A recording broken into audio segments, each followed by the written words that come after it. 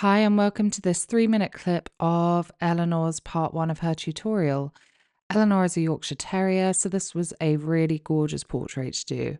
So on this one, I've started with both of the eyes, and as you can see, I'm just gradually building up all of those gorgeous colours just to make that lovely realistic eye with that glow and that reflection.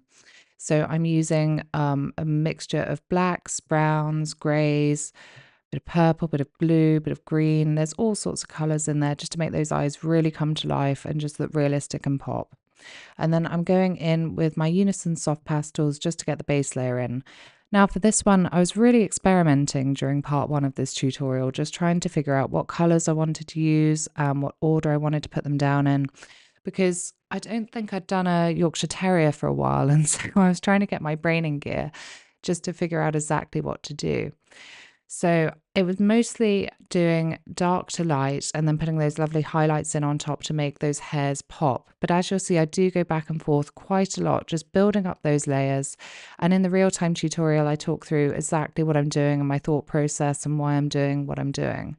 So there's a lot of the natural earth range in there. There's lots of browns. There's those lovely sort of auburn colours, those Venetian reds, burnt oranges, burnt ochres, just to get all of those lovely tones in that make up her beautiful colouring. And what's really important in this one is obviously making it look quite three-dimensional to make it look like those hairs are coming on the page, because she has got lovely long hair and it's all overlapping. And I remember while I was drawing this one, the middle part just didn't look right. So I kept going back to it. So you will notice throughout this tutorial that I keep going back and forth to that middle part of her face, just trying to make those hairs really pop out. So what I've done there, I've just deleted or I've rubbed out my outlines with the putty rubber just so that they don't show through on the finished portrait. And then I've gone back in with the base layers for the ear, and then I'm going back in with the pencil details. And so what I'm doing here is I'm just building up those details in the direction that the fur is going, just to gradually make those colours start to pop on the page. And we're putting our really highlighted colours at the front because that's the colour that is closest to the viewer. So that's the bit that we really, really want to pop.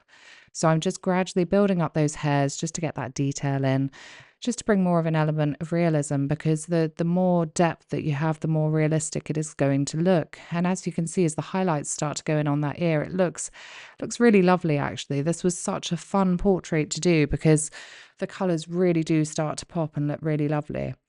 So part one is really just getting into the colours that we're using, figuring out how exactly to layer them, and then part two moves a lot faster than this.